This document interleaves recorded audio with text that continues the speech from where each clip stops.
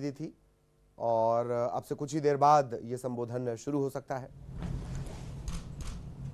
नमस्कार मेरे प्यारे देशवासियों, आज मैं अपनी बात की शुरुआत एक वेद वाक्य के साथ करना चाहता हूं। कृतं में दक्षिणे हस्ते जयो में सव्य आहितः। इस बात को भारत के संदर्भ में देखें तो बहुत सीधा साधा अर्थ यही है, हमारे देश ने एक तरफ कर्तव्य का पालन किया तो दूसरी तरफ उसे बड़ी सफलता भी मिली। कल 21 अक्टूबर को भारत ने 1 बिलियन 100 करोड़ वैक्सीन डोज का कठिन लेकिन असाधारण लक्ष्य प्राप्त किया है। इस उपलब्धि के पीछे 130 करोड़ देशवासियों की कर्तव्य शक्ति लगी है। इसलिए ये सफलता भारत की सफलता है, हर देशवासी की सफलता है। मैं इसके लिए सभी देशवासियों को हृदय से बधाई देता हूं। साथियों, 100 करोड़ वैक्सीन डोज ये केवल एक आंकड़ा नहीं है, ये देश के सामर्थ्य का प्रतिबिंब है। ये केवल एक आंकड़ा नहीं है, ये देश के सामर्थ्य का प्रतिबिंब है। इतिहास के नए अध्याय की रचना है।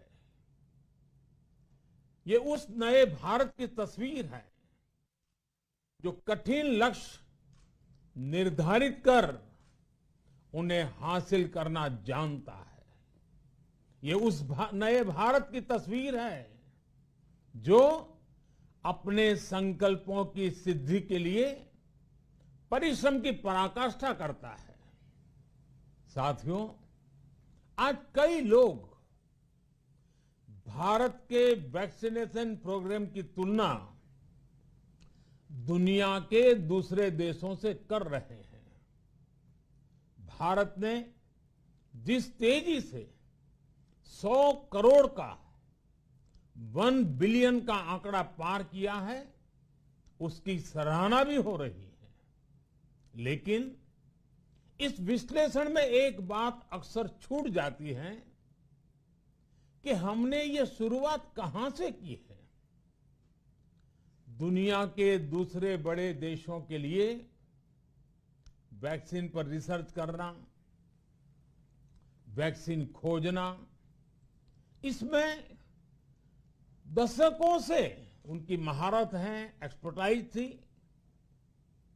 भारत अधिकतर इन देशों की बनाई वैक्सीनेशन पर ही निर्भर रहता था, हम बाहर से मंगवाते थे। इसी वजह से जब 100 साल की सबसे बड़ी महामारी आई तो भारत पर सवाल उठने लगे, क्या भारत इस वैश्विक महामारी से लड़ पाएगा? भारत दूसरे देशों से इतनी वैक्सीन खरीदने का पैसा कहां से लाएगा? भारत को वैक्सीन कब मिलेगी? भारत के लोगों को वैक्सीन मिलेगी भी या नहीं? क्या भारत इतने लोगों को टीका लगा पाएगा कि महामारी को फैलने से रोक सके? भांति भांति के सवाल थे। लेकिन आज ये 100 करोड़ वैक्सीन डोज हर सवाल का जवाब दे रहा है। भारत ने अपने नागरिकों को 100 करोड़ वैक्सीन डोज लगाई हैं और वो भी मुफ्त, बिना पैसा लिए। साथियों, 100 करोड़ वैक्सीन डोज का एक प्रभाव ये भी होगा कि दुनिया अब भारत को कोरोना से ज्यादा सुरक्षित मानेगी। एक फार्मा हब के रूप में भारत को दुनिया में जो स्वीकृति मिली हुई है, उसे और मजबूती मिलेगी। पूरा विश्व आज भारत की इस ताकत को देख रहा है, महसूस कर रहा है। साथियों, भारत का वैक्सीनेशन अभियान सबका साथ, सबका विकास, सबका विश्वास और सबका प्रयास का सबसे जीवंत उदाहरण है। कोरोना महामारी की शुरुआत में ये भी आशंकाएं व्यक्त की जा रही थी कि भारत जैसे लोकतंत्र में इस महामारी से लड़ना बहुत मुश्किल होगा।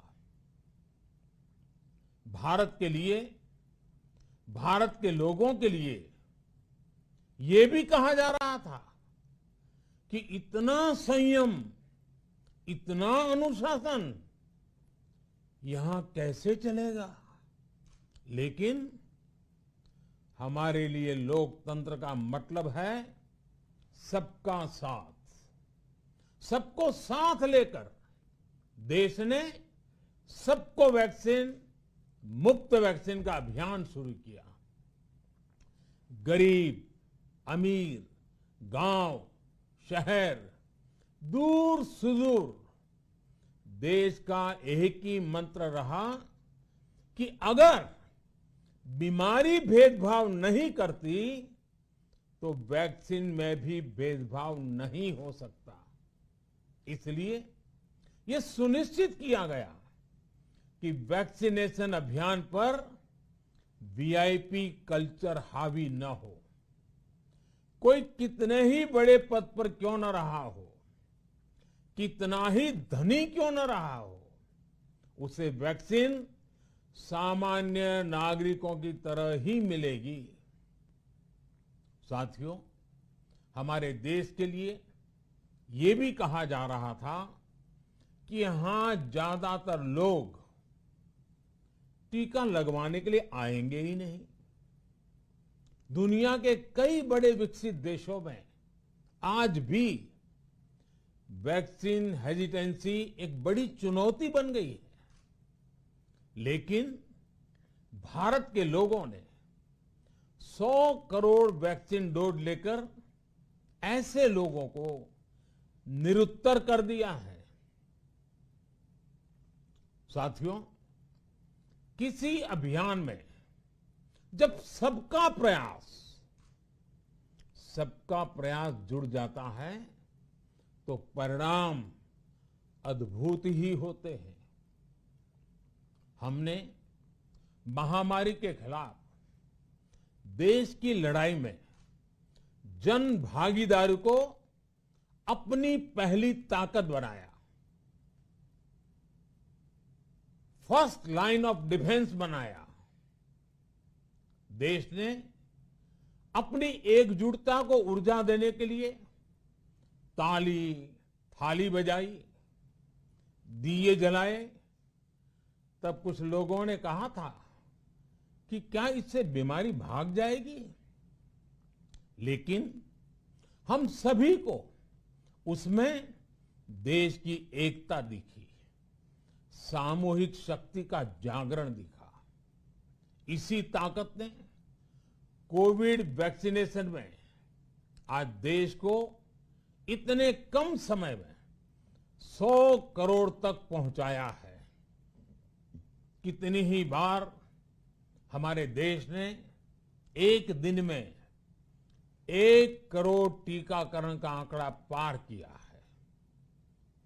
ये बहुत बड़ा सामर्थ्य है, प्रबंध कौशल है, टेक्नोलॉजी का बेहतरीन इस्तेमाल है जो आज बड़े बड़े देशों के पास भी नहीं है। साथियों, भारत का पूरा वैक्सीनेशन प्रोग्राम विज्ञान की कोख में जन्मा है, वैज्ञानिक आधारों पर पनपा है और वैज्ञानिक तरीकों से चारों दिशाओं में पहुंचा है। हम सभी के लिए गर्व करने की बात है कि भारत का पूरा vaccination program science bound, science driven और साइंस बेस्ड रहा है। वैक्सीन बनने से पहले और वैक्सीन लगने तक इस पूरे अभियान में हर जगह साइंस और साइंटिफिक अप्रोच शामिल रही है। हमारे सामने चुनौती मैन्युफैक्चरिंग को लेकर भी थी, प्रोडक्शन को स्केल अप करने की भी थी। इतना बड़ा देश, इतनी बड़ी आबादी, उसके बाद अलग अलग राज्यों में, दूर दराज इलाकों में समय से वैक्सीन पहुंचाना, ये भी किसी भागीरथ कार्य से कम नहीं था। लेकिन वैज्ञानिक तौर तरीकों और नए नए इनोवेशन से देश ने इस चुनौतियों के समाधान तलाशे असाधारण स्पीड से संसाधनों को बढ़ाया गया। किस राज्य को कितनी वैक्सीन कब मिलनी चाहिए, किस इलाके में कितनी वैक्सीन पहुंचनी चाहिए, इसके लिए भी वैज्ञानिक फॉर्मूले के तहत काम हुआ। हमारे देश ने कोविन प्लेटफॉर्म की जो व्यवस्था बनाई है, वो भी विश्व में आकर्षण का केंद्र है। भारत में बने कोविन प्लेटफॉर्म ने न केवल आम लोगों को सहूलियत दी, बल्कि हमारे मेडिकल स्टाफ के काम को भी आसान बनाया। साथियों, आज चारों तरफ एक विश्वास है, उत्साह है, उमंग है। समाज से लेकर इकोनॉमी,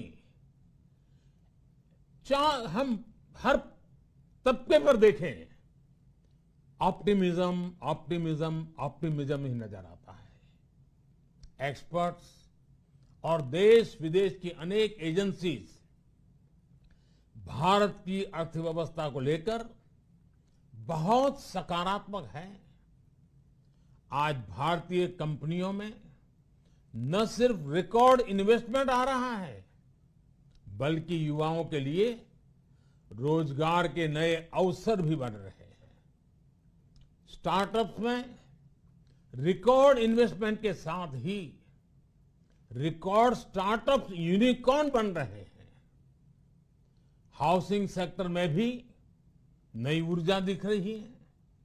पिछले महीनों में किए गए कई सारे रिफॉर्म्स, कई सारे इनिशिएटिव, गति शक्ति से लेकर नई ड्रोन पॉलिसी तक भारत की अर्थव्यवस्था को और तेजी से आगे बढ़ाने में बड़ी भूमिका निभाएंगे। कोरोना काल में कृषि क्षेत्र ने हमारी अर्थव्यवस्था को मजबूती से संभाले रखा। आज रिकॉर्ड लेवल पर अनाज की सरकारी खरीद हो रही है। किसानों के बैंक खातों में सीधे पैसे जा रहे हैं। वैक्सीन के बढ़ते हुए कवरेज के साथ साथ आर्थिक सामाजिक गतिविधियां हो, खेल जगत हो, टूरिज्म हो, एंटरटेनमेंट हो, सब तरफ सकारात्मक गतिविधियां तेज हो रही हैं। आने वाले त्योहारों का मौसम इसे और गति देगा और शक्ति देगा। साथियों, एक जमाना था जब मेड इन ये कंट्री, मेड इन वो कंट्री, इसी का बोलबाला था। बहुत क्रेज हुआ करता था, लेकिन आज हर देशवासी ये साक्षात अनुभव कर रहा है कि मेड इन इंडिया की ताकत बहुत बड़ी होती है। और इसलिए आज मैं आपसे फिर ये कहूंगा कि हमें हर छोटी से छोटी चीज जो मेड इन इंडिया हो, जिसे बनाने में किसी भारतवासी का पसीना बहा हो, उसे खरीदने पर जोर देना चाहिए। और ये सबके प्रयास से ही संभव होगा। जैसे स्वच्छ भारत अभियान एक जन आंदोलन है, वैसे ही भारत में बनी चीज खरीदना, भारतीयों द्वारा बनाई चीज खरीदना, वोकल फॉर लोकल, ये हमें व्यवहार में लाना ही होगा। और मुझे विश्वास है, सबके प्रयास से मुझे विश्वास है भी करके रहेंगे। आप याद करिए, पिछली दिवाली हर किसी के मन मस्तिष्क में एक तनाव था, लेकिन इस दिवाली 100 करोड़ वैक्सीन डोज के कारण एक विश्वास का भाव है। अगर मेरे देश की वैक्सीन मुझे सुरक्षा दे सकती है, तो मेरे देश का उत्पादन, मेरे देश में बने सामान मेरी दिवाली और भी भव्य बना सकते हैं। दिवाली के दौरान बिक्री की एक तरफ और बाकी साल की बिक्री एक तरफ होती है। हमारे यहां दिवाली के समय, त्योहारों के समय बिक्री एकदम बढ़ जाती है। 100 करोड़ वैक्सीन डोज हमारे छोटे छोटे दुकानदारों, हमारे छोटे छोटे उद्यमियों, हमारे रेहड़ी पटरी वाले भाइयों बहनों, सभी के लिए आशा की किरण बनकर आई है।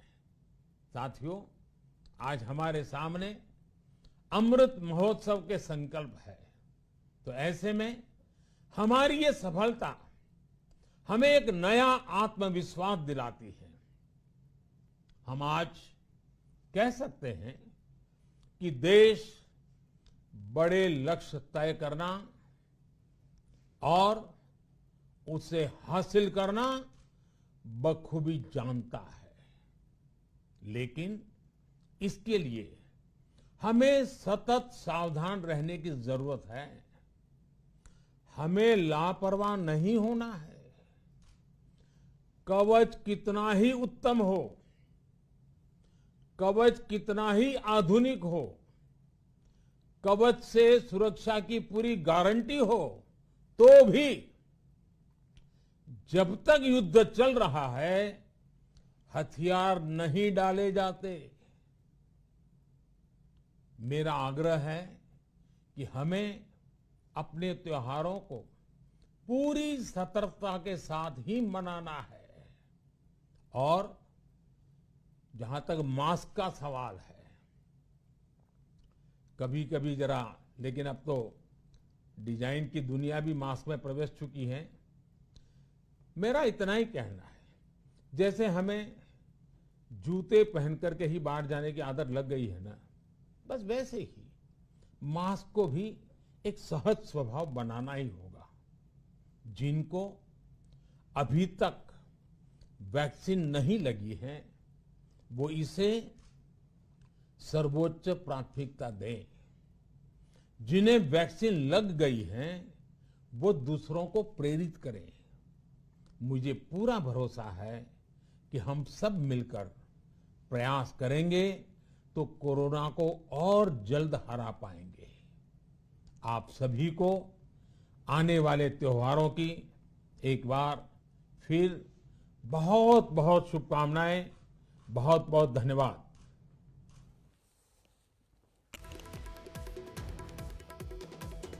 तो प्रधानमंत्री को आपने सुना, राष्ट्र के नाम संबोधन, और न्यूज 18 ने आपको पहले ही बताया था वो किन किन चीजों का जिक्र करेंगे। वैक्सीनेशन अभियान, अर्थव्यवस्था का वो जिक्र करेंगे।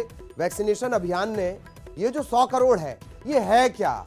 ये एक भरोसा है, ये एक मजबूती है, ये एक ताकत है। उन्होंने जिक्र किया वैक्सीनेशन अभियान की शुरुआत से लेकर अब तक। उन्होंने इस बात का जिक्र किया, हमने आपको बताया था त्योहारी सीजन में आपको सावधान रहना है, वही बात प्रधानमंत्री ने कही। मास्क को सहज व्यवहार में ले आइए। कपड़े पहनते हैं ना, घर से बाहर निकलते वक्त कंघी करते हैं, बालों पर हाथ फेरते हैं, शीशा देखते हैं, ये सहज आदतें हैं। बस वही सहज आदत मास्क के लिए आपको अपनानी है। ये तमाम बातें प्रधानमंत्री ने अपने संबोधन में कही।